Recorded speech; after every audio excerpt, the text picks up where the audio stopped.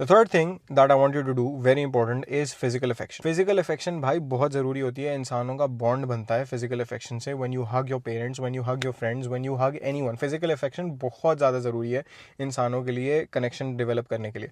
And I remember जब school में PTM होती थी ना, तो I used to be very awkward around my parents जब वो PTM के अंदर आते थे. I don't know for what reason exactly, I don't know कितने लोग रिलेट कर सकते हैं, but a lot of people do feel this way कि अगर वो पब्लिक में जा रहे हैं तो उनको अपने पेरेंट्स के साथ थोड़ी सी एम्बैरसमेंट फील होती है या कुछ. मुझे एम्बैरसमेंट कभी भी फील नहीं हुई, लेकिन जब मैं 3-4 क्लास में था, बहुत छोटा था, तो I remember I use to feel awkward. I use to be weirded out कि मेरे पेरेंट्स आ रहे हैं स्कूल में, यहाँ पे मेरे दोस्त होते हैं और सारी चीज़ें, you know, I am like I have a different persona here and my parents are going to be in this space. तो it always felt weird for me. लेकिन जैसे जैसे मैं बड़ा होता गया और जैसे जैसे मेरा बॉन्ड अपने पेरेंट्स के साथ बेहतर होता गया, I have been someone that is very very affectionate towards my parents even in public spaces. Like मेरे बाबा अगर जा रहे होंगे कहीं फ्लाइट पे या कहीं पे and we're at the airport, I would not shy away. I would not think for a second कि मुझे बाबा को गले मिलना है. गले तो मैं बाबा से तकरीबन रोज़ ही मिलता हूँ, but I would not think for a second कि मैं बाबा के सर पे किस कर रहा हूँ, बाबा के माथे पे किस कर रहा हूँ. I would not think for a second. I would just do it and it would be very natural. I would not hesitate. मैं कभी मम्मा के साथ ग्रोसरीज़ के लिए गया हुआ, कभी किसी इम्तियाज़ या कहीं पे मैं घूम रहा हूँ, बिन हाशिम वगैरह जहाँ पे भी वो you get groceries and stuff, या कभी इवन जैसे नॉर्मल ठेले वेलों पे टमाटर वगैरह लेने के लिए कभी मैं गया हूँ, तो I would never hesitate to put my arm around her or, you know, just hold her hand while we're walking. I would never hesitate, and I still never hesitate to do that, even though मैं अब अच्छा खासा बड़ा हो गया हूँ and like I take up a lot of space. वैसे भी I'm someone that likes to take up a lot of space even in class and everything. So I never hesitate to do that, and I feel like that has helped my relationship a lot with my parents. इसको improve करने में, because my parents and I, especially my father and I, have never really had this sort of relationship.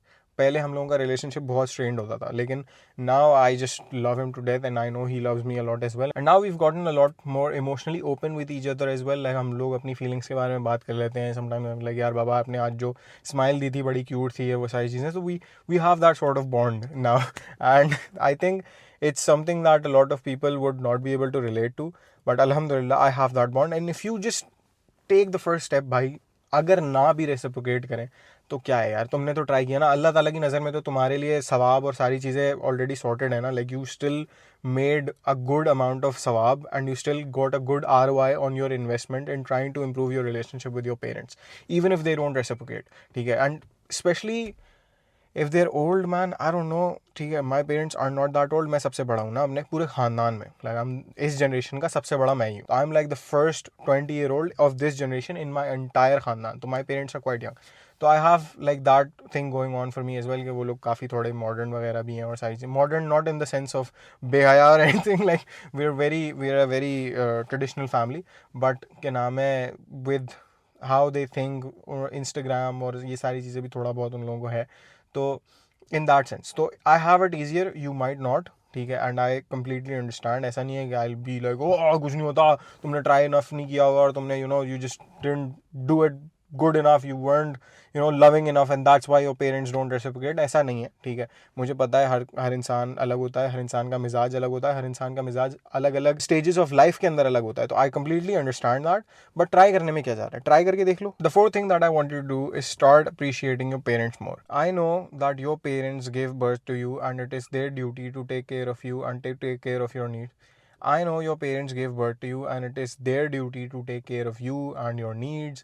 Yes, सबको ये बात पता है, लेकिन किसी को अप्रिशिएट करने में कुछ नहीं जा रहा. I have 2 editors working for me. I appreciate them whenever they do a good job. I am paying them. I don't need to appreciate them, but you do appreciate people क्योंकि इंसान सिर्फ पैसे से या इंसान सिर्फ ट्रांजैक्शनली नहीं चलता. And I have been someone जो पूरी like for the past 2 years I have been someone that has been operating on a purely transactional model. I have been very cutthroat. I have been someone that does not care about people. I only care about results. I have been that sort of person. I don't really care about all that, you know, whole relationships को maintain करना, ये वो सारी चीज़ें करनी है. मैं तुम्हें पैसे दे रहा हूँ, मैं तुम्हारे लिए ये चीज़ करके दे रहा हूँ, मैं like it's a very transactional relationship and that's something that I have now started to regret because I have lived that way for some time now and it's not healthy. Bhai. It is not healthy for your relationships. It is not healthy for you personally. It does not help you grow long run के अंदर भी. तो start complimenting your parents, start appreciating them out loud कि यार मम्मा आज आपने दाल चावल के साथ जो चटनी बनाई है ना भाई, ये तुम्हें हमेशा से वो पसंद होगी, और तुमने एक दो दफ़ा बोला होगा बचपन में या कभी 2-3 साल पहले या कभी 5-6 साल पहले, you know I really like this chutney, and your mom has without fail made that chutney for you with dal chawal for a very long time. ठीक है, हो सकता है कभी कभी मिस हो जाती हो, लेकिन वो बनाती होंगी वो चटनी तुम्हारे लिए, और तुम उनको अप्रिशिएट नहीं करते होगे। लेकिन अगर तुम जाओ एक दफ़ा उनके पास, वो चटनी खाओ, और उसके बाद तुम उनको जाओ और गले लगाओ और उनके सर पे किस करो, उनके माथे पे किस करो, और उनको बोलो कि मम्मा यार आप जो ये चटनी बनाती है ना, नेक्स्ट लेवल भाई, मज़ा ही आ जाता है। ठीक है, she will still do that, she was doing that for you before, she will still do that for you after you do this. लेकिन उनके दिल में जो खुशी आएगी इस तुम्हारे एक्ट से, इस एक्शन से तुम्हारे, उसको तुम गेज भी नहीं कर सकते, तुम समझ भी नहीं सकते वो उस खातून को किस लेवल की खुशी दे सकती है। तुम्हारा ये छोटा सा gesture, this is that is going to take you like 10-15 seconds max. क्या जा रहा है तुम्हारा, करके तो देखो। If your father comes back from work, he is tired, he has his lunch box और whatever in his hand, और उनका ऑफिस का बैग उनके दूसरे हाथ में, you take those things from them, you hug him and you tell him कि I appreciate how hard you work for this family, I love you, and you kiss him on his forehead. You just try that one time भाई, try करके देख, फिर मुझे बता क्या होता है। हो सकता है ऑकवर्ड फील हो सकता है नहीं, बल्कि specially if you haven't done this ever in your life, if you wait for Eid like a lot of people कि तुम अपने वालिद साहब को गले लगा सको, if you wait for Eid, you will feel really really awkward and he will also probably feel really really awkward। ये क्या कर रहा है भाई, कैसी बात, क्या हो क्या रहा है ये मेरे साथ। but you just try it, maybe don't go all in पहले दिन ही, don't go all in, just पहले दिन उनसे सिर्फ सामान ले लो उनका, फिर 2-3 दिन बाद उनसे सामान ले लो और उनको गले लगा लो, फिर 2-3 दिन बाद उनसे सामान ले लो, उनको गले लगा लो, और उनको ये बोल दो कि I appreciate what you do for me for this family, your hard work does not go unnoticed. फिर तुम उसके बाद 2-3 दिन बाद फिर उनके पास जाओ, उनका सामान लो, उनसे गले लगो, उनको अप्रिशिएट करो, उनके सर पे किस करो। You just try it and see what happens man, just try करके देख लो। क्या मतलब कुछ जा रहा है क्या तुम्हारा, कौन, there is no cost to it, कुछ नहीं लगता यार, इतनी लाइफ सिंपल है। ये छोटी छोटी खुशियां हासिल करना और खुशियां दूसरों को देना इतना सिंपल है कसम से।